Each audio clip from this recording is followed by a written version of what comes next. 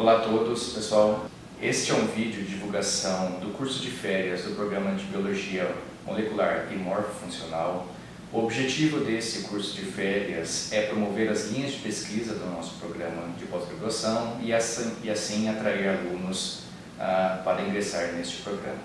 Então, gostaria de começar falando a respeito do meu grupo. Meu nome é Carlos Sponton. Eu sou professor e responsável por um grupo de pesquisa no Centro de Pesquisa em Obesidade e Comorbidades. O nosso laboratório é o Laboratório de Sinalização Celular, que é constituído por 3 diferentes grupos de pesquisa. O coordenado pelo professor Lício Veloso, o outro pela professora Eliana Araújo e o nosso, que tem a sua linha mais voltada para o estudo do tecido adiposo no contexto da obesidade e das doenças cardiometabólicas. Bom, então, a seguir, os alunos do nosso grupo farão uma apresentação dos seus projetos, mostrando qual é o foco de cada um dos projetos, qual é o propósito e o objetivo de cada um deles, para que vocês possam entender melhor o que a gente tem feito no nosso grupo e assim, talvez se interessarem por nossa linha de pesquisa. Então, convido a todos a assistirem a nossa apresentação. E caso vocês tenham interesse, estará no vídeo um contato para que vocês possam falar comigo durante o curso ou mesmo após a realização deste curso. Olá, meu nome é Vanessa, eu sou pós-doutoranda do Laboratório de Sinalização Celular aqui do CRC. E hoje eu vou falar um pouco sobre a linha de pesquisa do Laboratório de Sinalização Celular do Centro de Pesquisa em Obesidade e Comorbidades. A obesidade é uma doença progressiva manifestada por um acúmulo excessivo de gordura na forma de tecido adiposo, decorrente do balanço energético positivo crônico. Esse desbalanço é resultante principalmente do aumento de consumo de alimentos ricos em gorduras saturadas e açúcares simples, associados à redução do gasto energético. E como consequência desse ambiente obesogênico, ocorre um processo conhecido como meta-inflamação, que está intimamente associado ao desenvolvimento de patologias como diabetes mellitus tipo 2, além da manifestação clínica de hipertensão arterial, hiperglicemia e dislipidemia. Nesse sentido, diversas estratégias têm sido utilizadas para combater, prevenir a obesidade, particularmente controlar a expansão do tecido adiposo branco e ativar o potencial da termogênese mediada pelo tecido adiposo marrom. Isso se tornou uma estratégia atraente no controle da obesidade. Isso se deve ao fato das características atribuídas a cada tipo de tecido adiposo. O tecido adiposo branco possui adipócitos contendo uma única gota de lipídica de triglicerídeos, tem como função primordial o armazenamento de energia, além da regulação da homeostase energética, e por esse motivo apresenta um número menor de mitocôndrias, baixa captação de glicose, baixa estimulação beta-adrenérgica, o que mostra a menor função oxidativa do tecido adiposo branco em relação ao tecido adiposo marrom. Já os adipócitos marrons são multiloculares, têm maior número de mitocôndrias, altamente vascularizado, com alta captação de glicose e ácidos graxos e também uma alta estimulação beta-adrenérgica, além de conter elevada quantidade da proteína desacopladora 1. Essa proteína mitocondrial é conhecida como CP1 e promove a termogênese atribuída ao tecido adiposo marrom. De forma simplificada, ela promove a transferência de prótons do espaço intermembranas para a matriz mitocondrial, promovendo a redução do potencial de membrana, e esse ciclo fútil energético aumenta a oxidação de substratos e a produção, por sua vez, de calor, aumentando o dispêndio energético corporal. Além desses 2 tecidos, existe também o tecido adiposo bege, que é um tipo recrutável e induzível de célula adiposa marrom, que não compartilha a mesma origem genética do tecido adiposo marrom clássico, mas é proveniente da transdiferenciação de adipócitos brancos, um processo conhecido como Browning. E nesse processo, os adipócitos beges adquirem características semelhantes a adipócitos marrom, como aparecimento de adipócitos multiloculares, maiores números de mitocôndria e expressam mais o CP1. A atividade termogênica é mediada por diferentes estímulos, sendo a exposição ao frio mais estudado e compreendido. A exposição ao frio ela pode induzir a atividade do sistema nervoso simpático via a secreção de noradrenalina e sinalização dos receptores beta-adrenérgicos, que desencadeiam uma cascata de sinalização celular, culminando com a modulação da atividade energética. A ativação desse mecanismo de sinalização pode ser mimetizada farmacologicamente através do uso de agonistas dos receptores beta-adrenérgicos. Então, nesse sentido, diferentes estudos em humanos mostram que a terapia com agonista seletiva do receptor beta-3 adrenérgico mirabegron promove melhora da homeostase energética. Embora os resultados em humanos com a administração de mirabegron sejam clinicamente promissores, efeitos adversos como aumento da frequência cardíaca e pressão arterial são observados nesses estudos. Dessa forma, esses achados limitam a prescrição dessa classe de drogas para a população de obesos que tipicamente apresentam distúrbios cardiovasculares como uma das suas principais comorbidades. Nesse sentido, proteínas G são consideradas a maior família de receptores de membrana que possuem drogas aprovadas nos mais diversos tratamentos. Além disso, possuem interação com diferentes tipos de substâncias e se tornam um alvo importante no controle da obesidade. E recentemente, um novo receptor de membrana acoplado à proteína G, conhecida como GPR3, foi descrito como um indutor da atividade termogênica em adipócitos marrons de murinos e humanos após exposição ao frio. Além disso, o GPR3 possui sinalização independente de ligante, pois a porção N-terminal do receptor GPR3 possui a inata capacidade de induzir a atividade da proteína G estimulatória. Dessa forma, a capacidade do receptor GPR3 de ativar a termogênese de forma independente de um ligante abre novas possibilidades para a manipulação desse receptor como estratégia terapêutica, visando a indução da termogênese em adipócitos marrom e bege. A ativação transcricional de GPR3 é dependente da ação dos ácidos graxos liberados pela lipólise, induzidas pela exposição ao frio. Entretanto, os mediadores transcricionais de GPR3 ainda não são compreendidos. Dessa forma, o objetivo desse projeto de pesquisa é refinar nossa análise sobre a regulação transcricional de GPR3 através da identificação de fatores de transcrição.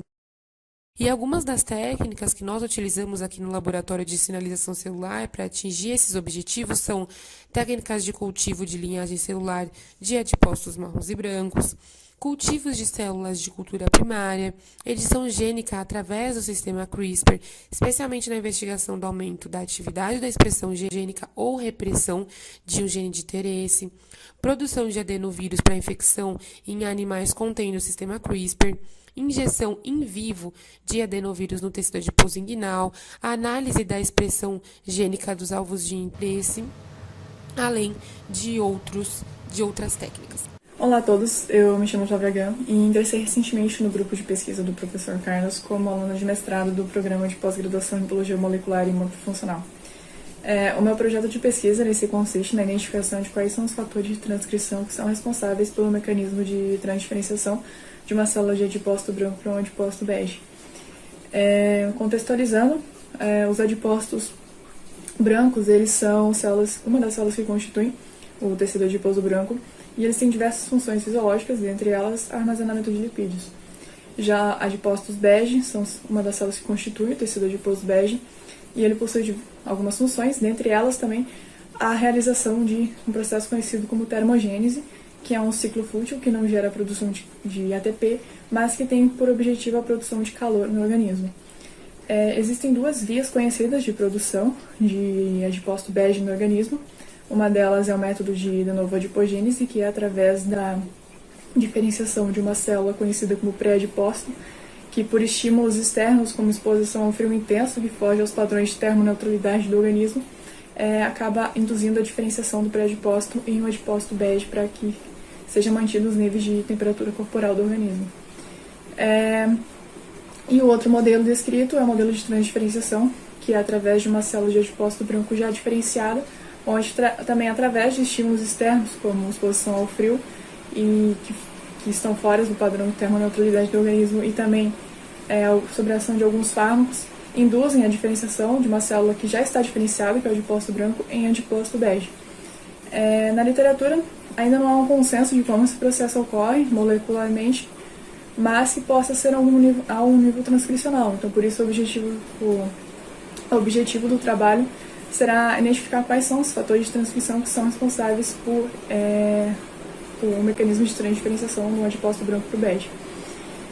Para obter essa resposta, vão ser utilizadas diversas ferramentas moleculares que são disponíveis, como o CRISPR de ativação, que é um CRISPR que difere do CRISPR tradicional, onde essa proteína Cas9 ela não possui atividade catalítica, e sim ela possui uma atividade de ativação da expressão do gene alvo a seu nível endógeno. E juntamente com o CRISPR vai ser utilizada uma biblioteca de RNA-guias, e onde essa biblioteca ela contempla todos os fatores de transcrição conhecidos no genoma do camundongo. E o modelo experimental animal utilizado será um camundongo, que é o Adipo SPH, que é um animal que ele é geneticamente modificado e ele possui o sistema CRISPR no interior de suas células. E o processo ele vai se constituir em ensaios in vitro, usando o tecido adiposo coletado do animal, induzindo a transdiferenciação a partir da ativação dos fatores de transcrição, usando o CRISPR e a biblioteca de RNA-guias, e também posteriormente ensaios in vivo. Os resultados finais que iremos obter, como vai ser possível, no caso, descobrir como esse mecanismo ele ocorre molecularmente, e esse estudo ele pode servir de base para futuramente um novo estudo propor e desenvolver um modelo de terapia gênica que será capaz de induzir a diferenciação do tecido adiposo branco em bege e assim contrapor os efeitos da obesidade em humanos. Olá, eu me chamo Carlos Eduardo e eu sou aluno de mestrado aqui no Laboratório de Sinalização Celular, no Centro de Pesquisas em Obesidade e Comorbidades. O meu projeto busca entender se o padrão circadiano de um fator de transcrição pode estar envolvido com a termogênese no tecido adiposo marrom. O ritmo circadiano é constituído por um mecanismo genético onde o RNA mensageiro e as proteínas dos genes envolvidos no core desse sistema se autorregulam de uma forma que as concentrações dessas moléculas formam um loop no interior das células. Além dessa autorregulação, estas proteínas também estão envolvidas na regulação de diversos outros genes, formando assim loopings secundários responsáveis por manter funcionando inúmeras rotas metabólicas no nosso organismo. O movimento de rotação da Terra faz com que a luz solar varie e crie um ciclo de 12 horas claro e 12 horas escuro. Essa alteração na luminosidade é responsável pela regulação do nosso ritmo circadiano. O sistema nervoso central é o principal órgão responsável pela manutenção do ritmo circadiano. Entretanto, os sinais celulares podem ser recebidos em todos os nossos tecidos. Para a realização desse projeto, são utilizadas duas principais abordagens experimentais. Uma abordagem in vitro, onde o modelo experimental são células imortalizadas de adipócitos marrons em dois diferentes grupos. Um grupo controle, de células selvagens, e um grupo com células com expressão reduzida para o gene que estou estudando. Também é utilizado células de cultura primária, que são as células retiradas diretamente do tecido adiposo marrom de camundongos. A outra abordagem são os experimentos em vivo, onde são utilizados tanto camundongos selvagens, como o grupo controle, como também camundongos que têm em seu genoma o sistema CRISPR-Cas, onde podemos realizar o silenciamento genético diretamente em nosso alvo de estudo. Além disso, também faço uso de ferramentas de análise in silico, onde investigo a ação e os pontos de ligação do meu gene-alvo através de algoritmos computacionais. Como as células não possuem receptores para os sinais luminosos, a forma de se estudar o ritmo circadiano em cultura celular depende de sua sincronização, onde as células são submetidas a um tratamento que faz com que elas se mantenham em uma determinada fase do ciclo celular. Neste caso, com um choque de 2 horas em meio contendo 50% de soro de cavalo, a célula se mantém na fase G1. Este tratamento é realizado a cada 4 horas em 2 placas que têm os poços com células com horários pré-definidos.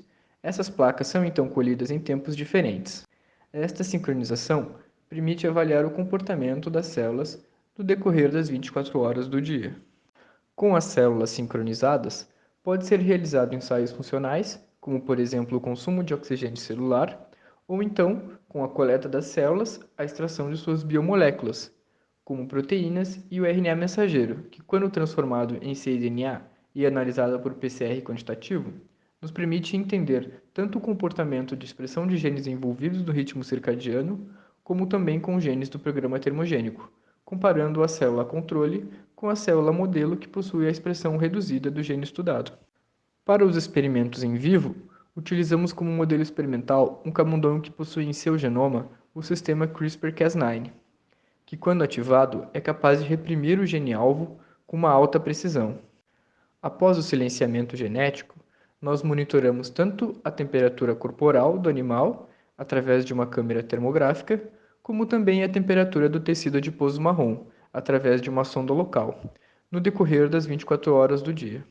Além disso, também podemos realizar ensaios metabólicos, como o consumo de oxigênio do animal. Olá, meu nome é Fernando Valdivieso Rivera, eu sou aluno de doutorado.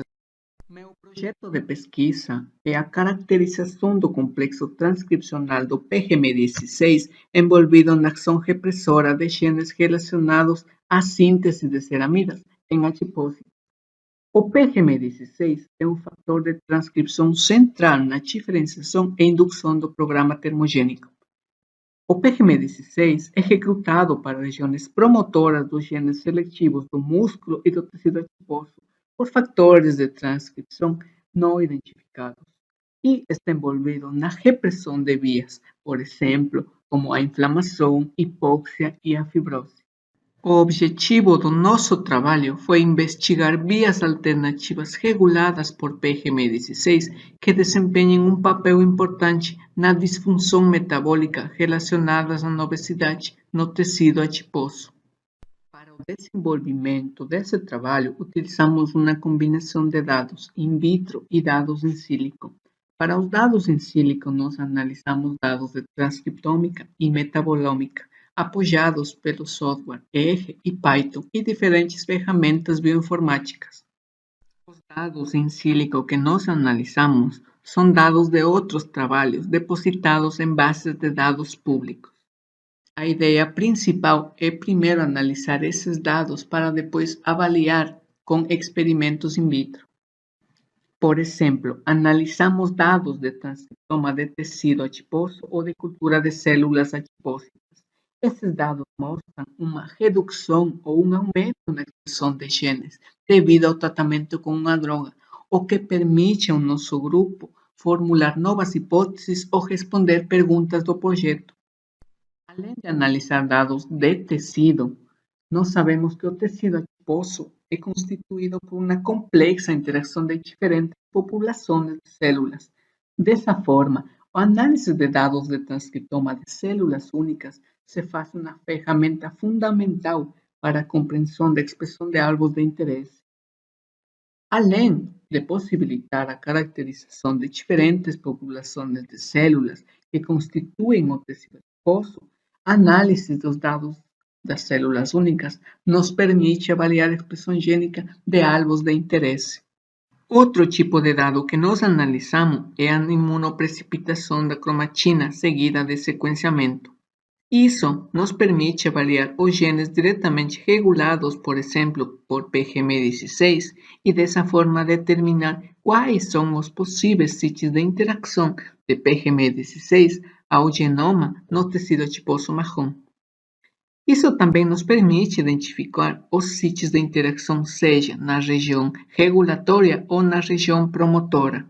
E com outras ferramentas bioinformáticas, é possível identificar quais são os possíveis fatores de transcrição que interagem nessa região, seja para reprimir ou para ativar o gene de interesse.